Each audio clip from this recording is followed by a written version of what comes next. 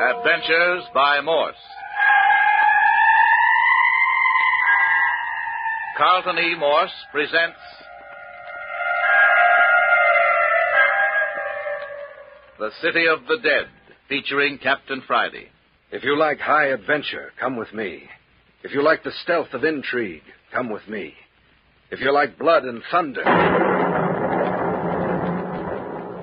come with me. 2 o'clock on the morning of the third day in the City of the Dead. 3 nights and 2 days have been spent in this old abandoned cemetery. This is the morning of the third day. But let Captain Friday tell you. At midnight, we were asleep in the cottage of my father, Mayor Friday, who's caretaker of the old cemetery. Then there came the disturbing wails of the old clawfoot phantom. I got up, and with Jimmy Parker went out into the night. Almost immediately, we stumbled onto a trail of bones that led us among the tombstones down into the City of the Dead. It led to a grave upon whose headstone had been placed a skull. It was a freshly opened grave, and there was a man down in it, digging. So much for that.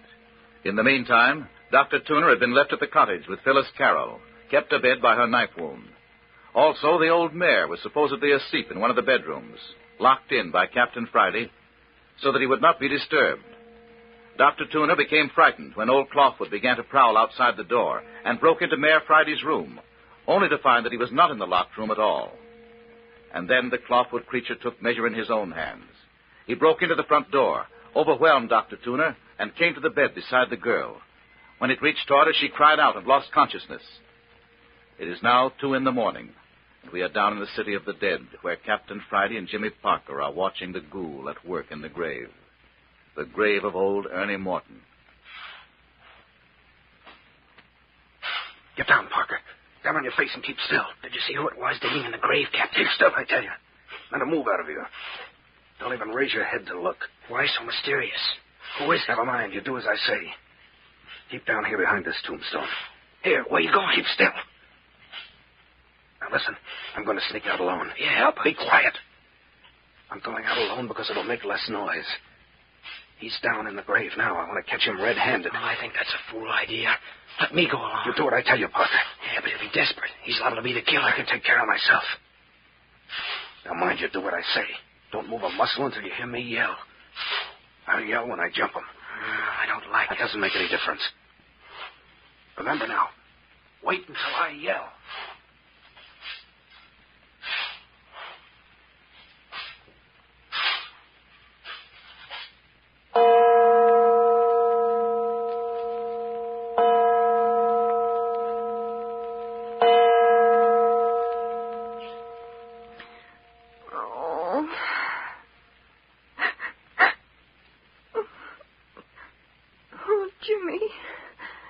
Jimmy, where are you?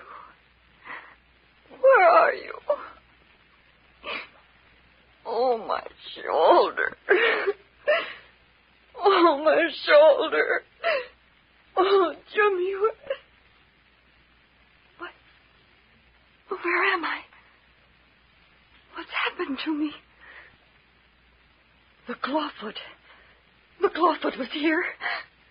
Oh, Jimmy, what's happened to you? What? Oh, Jimmy. Oh, Jimmy. Phyllis. Why, Phyllis, what's happened? What's been going on here? Where have you been? Why have you been gone so long? Why are you so white? What's happened? Nothing. Nothing that matters now. Tell me, what's been going on here? Where's Doc Tooner? He's over there behind those overturned chairs. Jimmy, he's dead. Dead? Jimmy, the clawfoot phantom's been here. Phyllis. Dr. Tooner tried to drive him out, and the thing killed him. Phyllis, are you sure Dr. Tooner's dead? Oh, please don't leave me. I'm not going to leave you. I want to see if there's anything I can do for the doctor. I know he's dead, Jimmy. I saw him fall. No. No, he's not, Phil. No, he's not dead. He's still breathing. Oh, I'm glad. I'm glad. Oh, wait, I'll get him on the lounge. I don't think he's very badly hurt. There. Looks to me like he's just been knocked out. Oh, that's wonderful. What a fight there must have been. This place is a wreck. Everything upside down. Yes, it was pretty bad. And what happened after old Clawfoot knocked the doctor out? It turned on me. It made a little mewing wail. I never felt so awful in my life. Mewing wail. Phyllis, what are you saying? It was just like that, Jimmy. Just as though it was an animal that was glad to see me. Oh, for goodness sake. It crept toward me, wailing a little soft wail. Oh, Jimmy, I can't tell you how terrible it was. It just kept coming closer and closer. And you couldn't move. I screamed at it to go away. I begged it not to come near me, but it kept coming on and on. And then suddenly it was over me. It stretched out a lean claw hand. Oh, Phil, dear. And then I fainted. Ah, you poor kid. I thought you'd be safe here. I'd never let you. I just came to. Just a moment before you came in. The thing was gone. I wish I knew what to do about Doc Tooner there. You're certain he isn't dying? No, he's not dying. Just a bump on the head. He'll be around presently. Hey, where's Mayor Friday? Who broke open his door? I forgot all about him. We don't know. What do you mean you don't know? We don't know what's become of him. When old Clawfoot began to wail outside, Dr. Tooner broke in the door to awaken him. But the mayor wasn't any place in the room. Yeah, but that's silly, Phil. We saw Captain Friday lock his father in. He wasn't there. He'd vanished. Vanished from a barred and locked room? And I've got to lie here in this miserable bed with my shoulder hurt. Oh, what if something should come after me? I couldn't run. I couldn't do anything. Don't you worry about that, Phil. I'm not moving from your side from now on. But what about you? You were so white when you came in. Something's happened. Why don't you tell me? Oh, what do you mean, Phil? You're holding something back. What happened out there in the city of the dead? Why were you so white when you ran into the house? Where is Captain Friday? Well, Phyllis...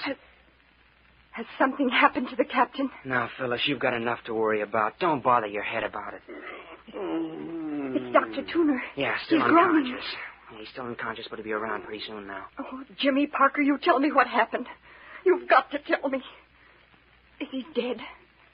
Is Captain Friday dead? No. That is, I don't know. You don't know? Well, weren't you with him all the time? Oh, Jimmy, don't put me off. I'm not putting you off, Phyllis. Honestly, I don't know. Then... Phil, Captain Friday's vanished. Vanished? Captain Friday's vanished. Oh, Jimmy. Now, Phyllis, don't give way. Please don't. Oh, but first the mayor disappeared, and now his son. Jimmy, do you think we're to be next? Of course not. But think of what's happened. First it was my cousin, Bert Arnold. They strangled him and threw him in an old grave. Oh, don't talk about it, Phil. It'll only make you feel worse. And then that stranger was stabbed to death outside your window. Well, we know old Clawfoot did that. We saw him. And then Lammy Fink, frightened to death. What is there in the world that could frighten a person to death? Well, that old caretaker was always scared of a cemetery at night, you know that. But what a horrible way to die. I've heard that a person's heart sometimes bursts wide open with fear. Did you ever hear of that, Jimmy? No, of course not. Stop it now, Phil. You're frightening yourself sick with this kind of talk. And then Mayor Friday vanished from a barred room. Oh, Phil, I tell you... And now Captain Friday. Tell me, Jimmy, how did Captain Friday disappear? How did it happen? Oh, listen here, Phil. Wait until morning, won't you? Wait until daylight and I'll tell you all about it. It'll only be a few hours now. No, I want to hear now. But Phyllis, it's not a nice story. Tell me now. Well, I left the house and went to the shed where we laid out the skeleton. The skeleton with the message tied to it, saying it wasn't my grandfather? Oh, Phil, I wish you wouldn't. Go on, Jimmy.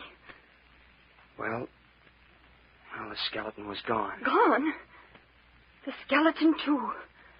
The mayor, the captain, and now the skeleton. Yes, the skeleton was gone. We were looking about outside the shed when I ran across the bones of its foot. Its foot? Yes. Just a little further down into the city of the dead, and Captain Friday found its ankle bone. What? Well, that's strange. What did that mean? We didn't know at first.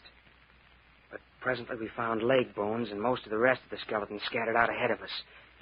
It was a trail of bones, Phyllis. A trail of bones? Yes, a trail of bones leading us down into the city of the dead. Leading us down to a grave. Any particular grave?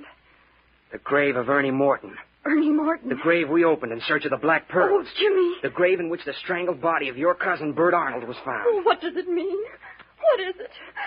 And Phil, When we got down into the city of the dead, there, perched on the headstone of Ernie Morton's grave, was the grinning skull of our skeleton. And that isn't all. Yes? Phyllis, there was someone digging in that grave again. Jimmy. Yes, someone digging.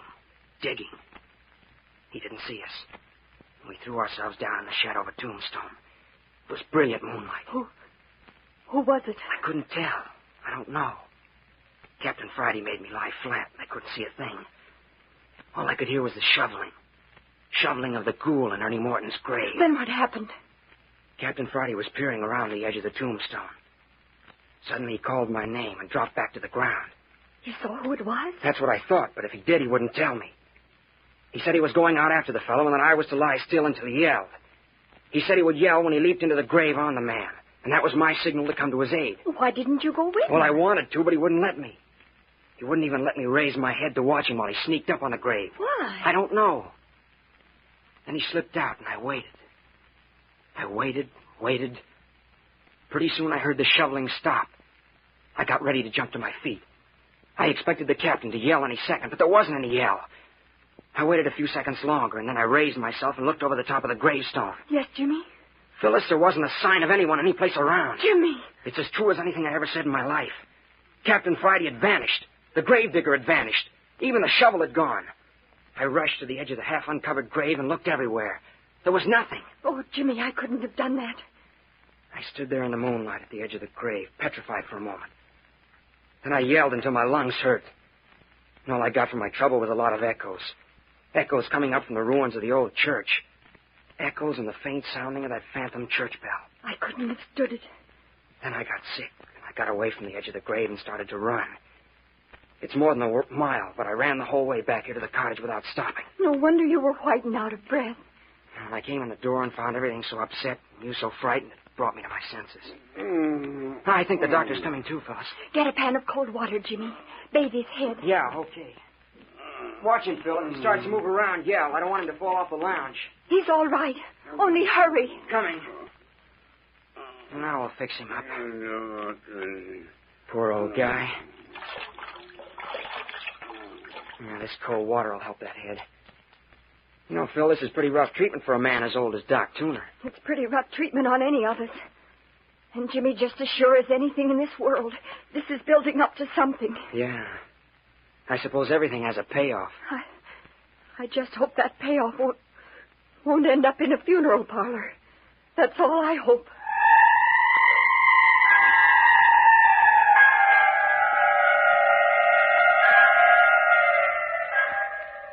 The old mare missing, Captain Friday missing. The prowling of old Clawfoot is building up to something more surely than Phyllis Carroll can know. And on the next appearance of one of these three, who is even now making his way between the moonlit headstones toward the cottage. But more of that in just a moment. Oh, my head. He's coming to all right, Phil. I'm awfully sorry about him. He's been so kind to me. My head. The mayor keeps some stimulant around here somewhere. I think a little something would do him good. I saw it on the lower left-hand shelf in the kitchen cupboard, Jimmy. Oh, good. I'll get it. Did you find it, Jimmy? Yeah, I got it. Yeah, this'll snap him out of it. Here now, Doc. Try and drink this.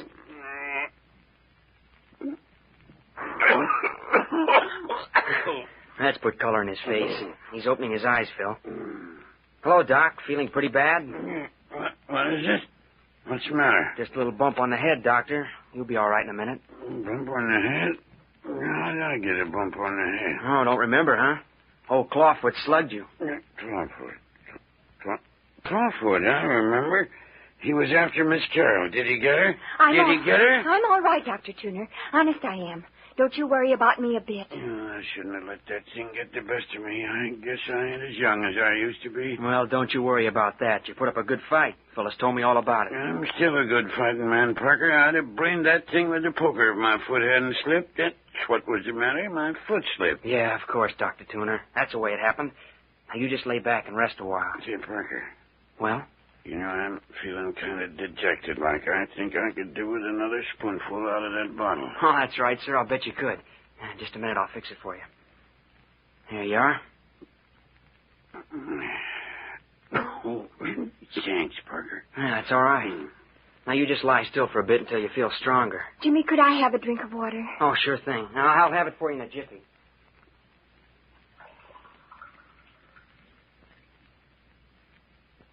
Here you are, Phil. Hey, where's Captain Friday, Parker?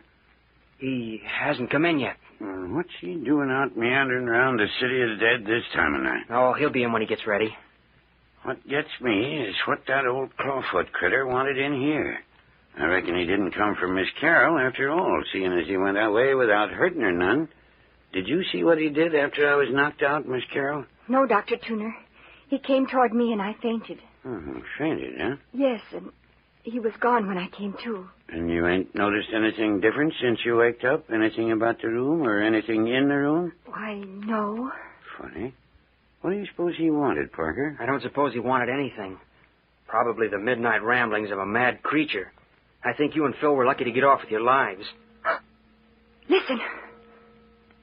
The phantom church bell again. I wonder if it's going to begin all over. Begin over again? What do you mean? I mean, I wonder if we're going to have more trouble with old Clawfoot tonight.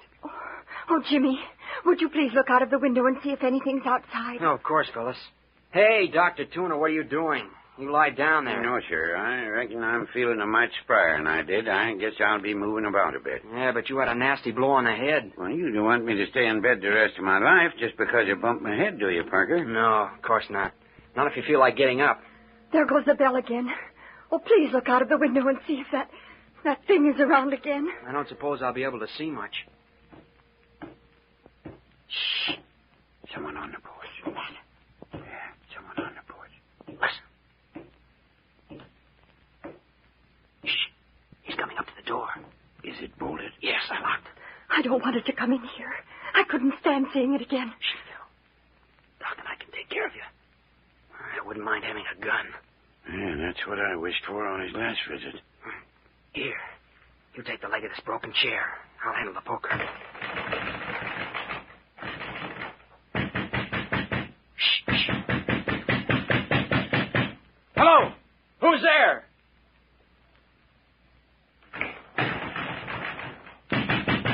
Mean disposition, whoever he is. Oh, Jimmy, I'm so afraid. Hi, you out there. You better answer if you know what's good for you. That's right. We're two against you. You ain't got a chance. Doc Tuner. Doc Tuner, is that you? Mr. Mayor Friday, will that be? Sure, it's me, Mayor. Here, unlock that door and let the mayor in. Dr. Tuner, are you certain it's the mayor? Certain? Of course I'm certain. Go on, open the door, Parker. Yeah, what did I tell you? Of course it's the mayor. Well, why shouldn't it be me? What in tarnation you go and lock me out for? Well, why didn't you answer instead of tromping up on the porch and banging on the door without a word? Because I ain't used to asking for permission to enter my own house. What in the Sam Hills happened here anyway? Who broke that chair? Who smashed in that door? I reckon it couldn't be helped, Mayor. We had a little visit from old Clawfoot while you were out. Clawfoot? I reckon so. By the way, Mayor Friday, where have you been all night? Curious young squirt, ain't you, Parker? Perhaps so, but a lot of things have been happening around the city of the dead tonight, and I think you can throw light on a great deal of it. What's been happening? Well, to begin with, we all saw Captain Friday lock you in that room there before he and I went out into the city of the dead. You saw the captain lock me in? That's right, Mayor. I reckon we all saw him do it. Doc, you saw him lock me in? I reckon that's right, Mayor. Well, when was that, Doc? Just before he and young Parker here went out. I reckon it was something about like midnight, Mayor. Oh. How'd you get out, Mayor Friday? Where's the captain, Parker? Why, he vanished. Vanished? Yes. We went down into the city of the dead together and, well, he disappeared. You mean something's happened to my son, Parker? I'm sorry, Mayor Friday. I don't know what happened to him. You see, we found someone digging in Ernie Morton's grave. Ernie Morton's grave? Yes. Captain Friday made me lie down behind a tombstone while he crept up to the grave. He told me to wait until he shouted. Well? He never shouted. Didn't shout? No. I waited as long as I thought it wise, and then I followed. What did you see? Nothing. Captain Friday had vanished, and so had the fellow that had been digging. Did you see who it was in that grave? No. When I got to the edge of the grave, there was nothing but a partly filled hole. That's a likely story, young man. Well, it's true. I reckon I know better than that. Well, what do you mean? Just what I say. It just happens that I came up through the city of the dead right by Ernie Morton's grave not half an hour ago, and that grave ain't been touched. Maybe, though, you filled up the grave before you came in. No, I left it just as it was. You say it's filled up now? Reckon it ain't been opened this night. Well, I tell you it was open. And I tell you, Parker, if you killed my son, it's going to be the last sneaking thing you do. That's the most asinine statement I ever heard. Oh, another country heard from. Phyllis is right. It is asinine. Now, look here, Mayor. Are you certain Ernie Morton's grave hasn't been dug into? I'll take you down there if you can't take my word for it. No, if you say so, Mayor, it's so. But look here, Parker ain't been acting like my idea of a killer. You're an old fool, Doc Tuner. How do you know how a killer acts? Now then, Mayor, you can't make me believe that you think the captain's dead. I ain't lived around you 40 years for nothing. If you really thought anything had happened to that boy... You keep your thoughts to yourself, Doc Tuner. But Mayor Friday, why would Jimmy do a thing like that? He hadn't any reason. Honestly, he didn't. The captain was getting too much on him. Of course he had reason. Plenty of reason. Oh, no. Honestly, Jimmy wouldn't hurt anyone. Honestly. There now, Miss Carroll. Oh, Phil, don't cry. It's all right. Oh, but you didn't. Now, Miss Carroll, you've gone and made yourself unhappy again. You've had too much trouble tonight. Oh, but Dr. Tuner, you know Jimmy wouldn't hurt anybody, don't you? Well, yes, of course. Here, now, you let me straighten out your pillow for you. But the mayor said... There, now. Let me lift you up a little. There, now I can fix that pillow. I'll give you a powder that'll put... Hello. What's this under your pillow? Why, I don't know. Look here, Mayor, Parker, look. Look what I found under Miss Carroll's pillow. What is it? Let me see. What have you got there, Dr. Tuner? A black pearl. A black pearl. Jumping Jerusalem. Did you ever see anything like it? A black pearl as big as a pigeon's egg. But where'd it come from? Dr. Tuner, where did you get it? I found it under Miss Carroll's pillow, just where I said I found it. Phil, where did you get it? I don't know. It isn't mine. I never saw it before. But it was under your pillow, young woman. I don't care. I never saw it before. Ain't it a beauty? One of old Theodore Beverly's collection, as sure as you're born. But it's uncanny. How did it get under my pillow? Well, one thing's certain now anyway. What's that, son? That somebody has found the pearls. Their whereabouts is no longer a secret to somebody. And to someone in this group. How do you figure that out, Mayor? Because we're the only ones who've had an opportunity of placing the pearl under the girl's pillow. Old Clawfoot. It was old Clawfoot. By jiggers, I wonder. Of course it was old Clawfoot. We were wondering why he broke into the place. He didn't take anything, didn't hurt anyone more than was necessary to carry out his mission. Sounds reasonable. Well, of course. If Phyllis hadn't fainted, I'll bet he'd have put the pearl right in her hands. Jimmy, do you really think so? I'll bet money on it. But why? Why? I don't know. Just the same, I'll bet it was he. I know it was. You seem awful anxious to convince us, Parker. What do you mean, Mayor? I mean, I don't think Clawfoot had anything to do with that pearl. Oh? Well, what's your theory? I think you put that pearl there. What? Me? Yes. I think that pearl explains why the captain didn't come back to the cottage with you, James Parker. But I don't understand. Oh, yes, you do. In some manner, you and my son hit on the hiding place of them black pearls tonight. And it didn't suit your purpose to have anybody but yourself know about them. You're crazy. Well, maybe I am and maybe I ain't. But just the same, young fella, I ain't taking any chances. You're going in that there bedroom of yours, and you're going to stay there until we can turn you over to the police. But you can't do that. You mustn't. Look here, Mayor, that's absurd. Why on earth would I give myself away by bringing one of the pearls here to the cottage? You couldn't resist the temptation of bringing one along to show to the girl. Likely you and her was looking at it when Doc Tuner came to. You didn't have time to hide it, so you stuck it under her pillow. No. I never saw it before. Honestly, I didn't. I swear it. Now, don't you go getting all excited again, Miss Carroll. What's the matter with you, Mayor Friday? Why don't you give me a break? You're always making me the goat for everything. What have you got against me? I've never done anything to you. That won't do you no good, Parker. Well, you know what I think of you. With as much circumstantial evidence against you... Circumstantial evidence? I'd like to know if there's anyone in the world that's got more against them than you. You went out of this house with my son, and you came back alone. That's enough for me. Look! What? Are you pointing at me? Yes, I'm pointing at you. Look there in his vest pocket. Jimmy, what is it?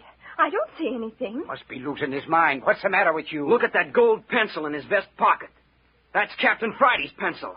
You mean... Captain Friday had that pencil in his pocket when we left the house tonight. What? What's that? And look at the fresh dirt on the knee of the mayor's trousers. Oh, Jimmy. Mayor Friday, supposing you tell us what's become of your son, Captain Friday.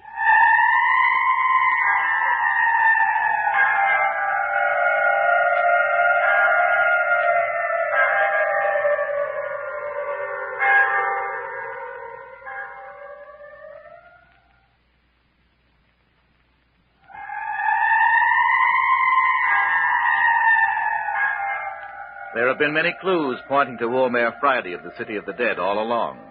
But now, had he finally hanged himself? And was it Clawfoot who left the Black Pearl for Phyllis? Not only these questions, but the whereabouts of Captain Friday will be brought to you next week when Carlton E. Morse presents Chapter 8 of The City of the Dead, entitled The Kidnapping of Clawfoot.